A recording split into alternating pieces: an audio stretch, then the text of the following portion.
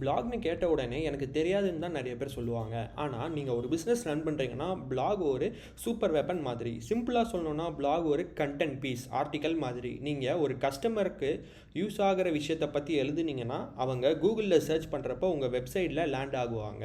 எல்லாருமே ஏதாவது தேவைப்படும் போது என்ன பண்ணுறோம்? கூகுளில் சர்ச் பண்ணுறோம். ஃபார் எக்ஸாம்பிளுக்கு best AC for Chennai climate, top roofing sheets in Tamil Nadu இப்படி சர்ச் பண்ணுவோம். இப்படி சர்ச் பண்ணுறப்ப ஃபஸ்ட்டில் வர ரிசல்ட்ஸ் அதுதான் பிளாக்ஸ். பெரிய பிராண்ட்ஸ் எல்லாம் என்ன பண்ணுறாங்க தெரியுமா? ரெகுலராக பிளாக் போஸ்ட் பண்ணுறாங்க. அதனால தான் அவங்க கூகுளில் டாப்பில் வராங்க. பிளாக்னா கஷ்டமான விஷயம்னு நினச்சிருக்கீங்களா? இல்லை, பிளாக்னா கண்டென்ட் மார்க்கெட்டிங்கில் ஒரு பவர்ஃபுல் டூல்.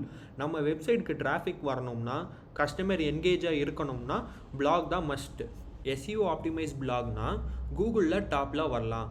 அது உங்களோட பிஸ்னஸை ஆட்டோ பைலட் மோடில் கஸ்டமர் ரீச் பண்ண ஹெல்ப் பண்ணும். ஃபார் எக்ஸாம்பிளுக்கு ஒரு பிஸ்னஸ் ஓனர் இருக்காருன்னா அவர் கஸ்டமர் வரல, ஆனால் அவர் ரைட் கீவேர்டை யூஸ் பண்ணி ஒரு நல்ல பிளாக் எழுதி அவங்க வெப்சைட்டில் போஸ்ட் பண்ணாங்கன்னா அவங்களுக்கு உடனே வெப்சைட் டிராஃபிக் இன்க்ரீஸ் ஆகும், கஸ்டமர் லீட்ஸும் ஜென்ரேட் ஆகும்.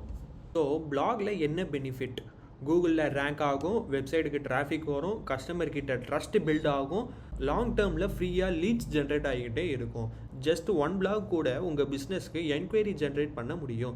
ரெகுலராக பண்ணிங்கன்னா பிராண்டிங் அவேர்னஸ் க்ரியேட் ஆகும். இது எல்லாம் பண்ணுறதுக்கு பட்ஜெட் ஆட்ஸ் வேண்டாம். கன்சிஸ்டண்ட்டாக பிளாக் போஸ்ட் பண்ணிங்கன்னா மட்டும் போதும்.